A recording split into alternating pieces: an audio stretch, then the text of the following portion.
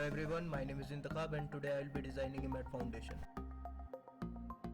First you have to open eTabs. In Model Explorer, go to Tables tab, Analysis Results, Element Output, Frame Output, and then Show Tables on Columns.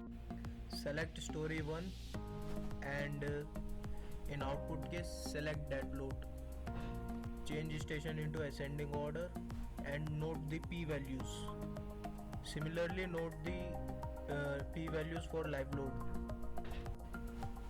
To see name of each column, follow these steps.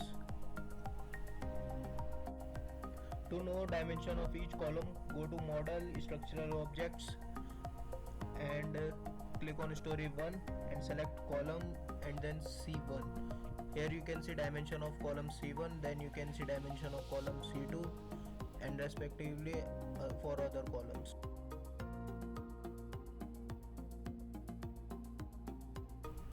Here you can see the properties used in this design. Here we got dimension value and different loads value for each column. Here is a footing size of 18 by 18 and 2 meter extension from either side. Here subgrade modulus has been calculated.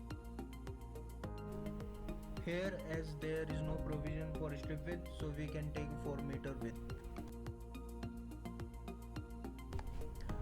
First go to new model and then select a design code and units as metric units and design preference select cover as 50 and bar size as 22. Now select grid only template. Now entering the number of grid lines and grid is spacing as 1 meter. Now I will define the material and add M40 grade concrete.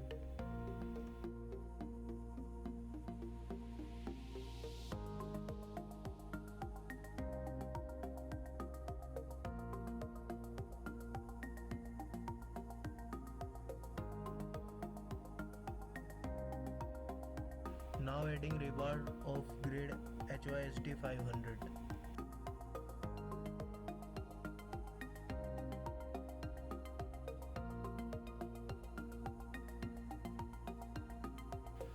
Now I will define slab properties and add mat footing initially of 500 mm thickness. Now I am defining column properties and adding both the columns of 500 and 500 and the second of 600 by 600 mm.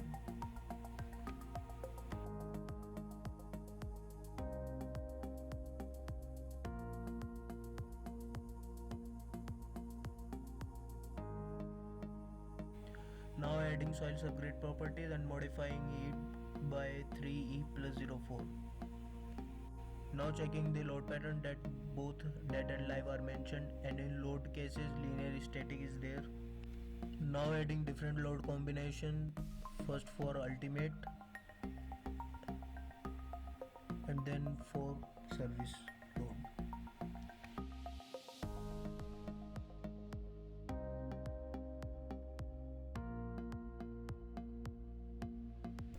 Now go to draw slab areas and draw the footing of 18 by 18.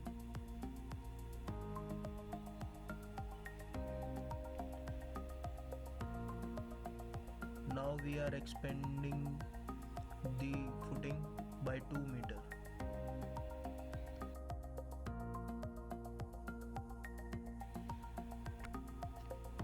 Then we will draw columns.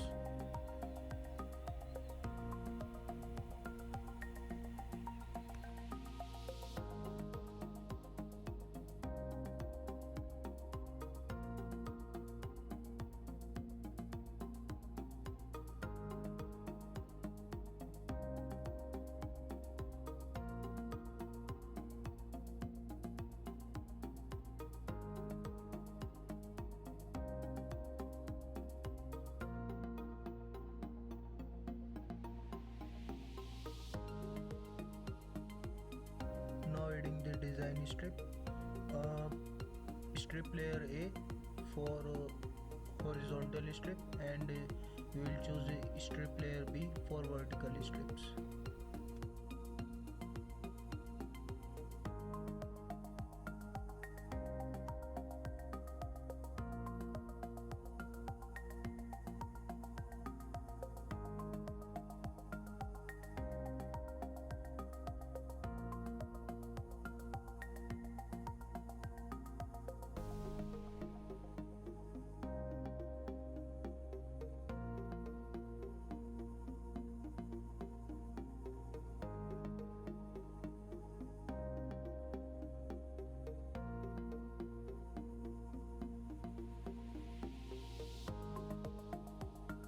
By going to set display option, you can see design strip width.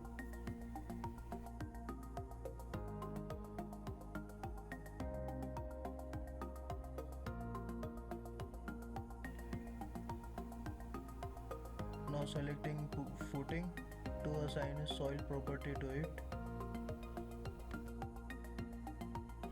Now selecting column one by one to assign dead load and live load. Change the size of load for punching shear.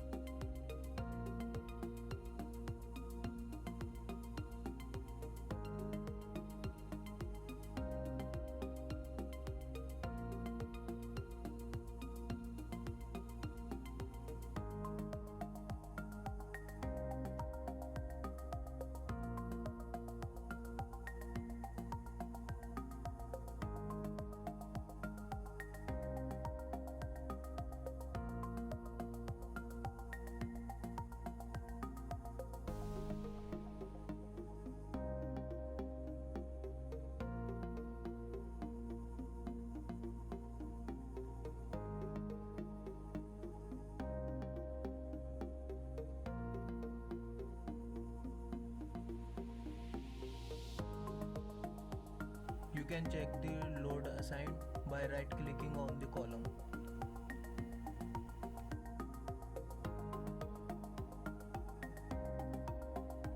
Now assigning rebar material to the footing by going to design and change it to SWISD 500. Then assigning the rebar material to each design strip.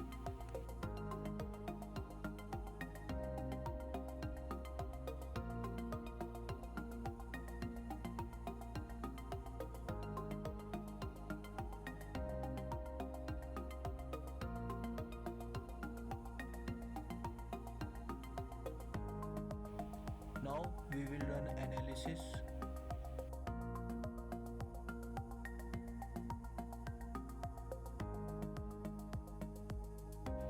Now we can check displacement values at different regions, and you can see it in animation also.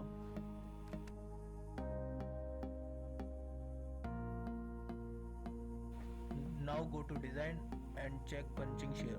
Here we can say it is coming greater than 1, so we have to change the slab thickness.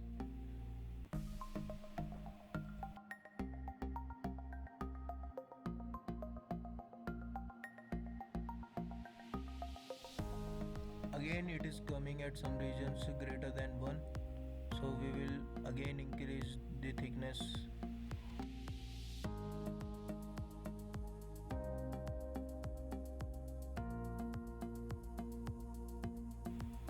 All the values are less than 1, so the design has passed. Here you can see the footing in 3D also.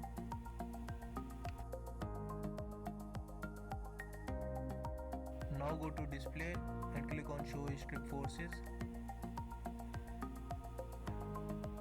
and click on apply for dead load. You can see different values,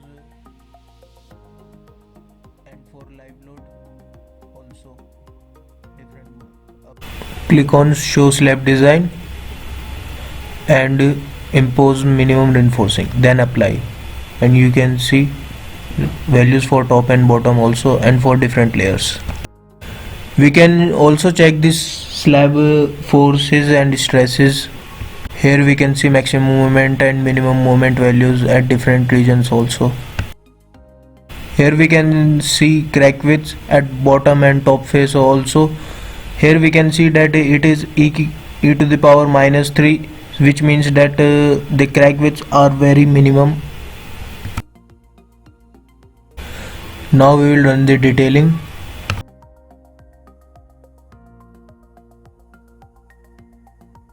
We got the detailing results, and we can see rebar plan.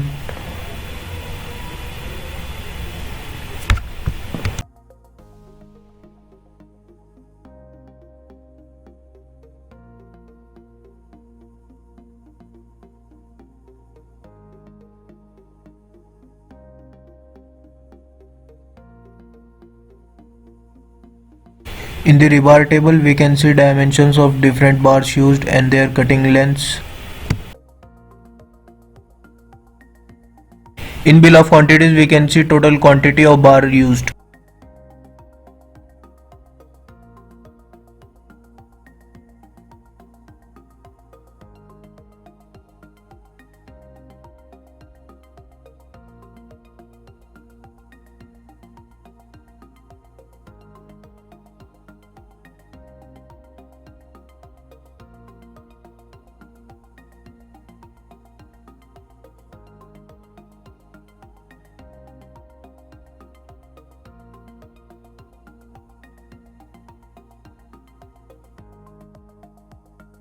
In the end, I want to thank Skyfi Labs for providing this course. Thank you for watching.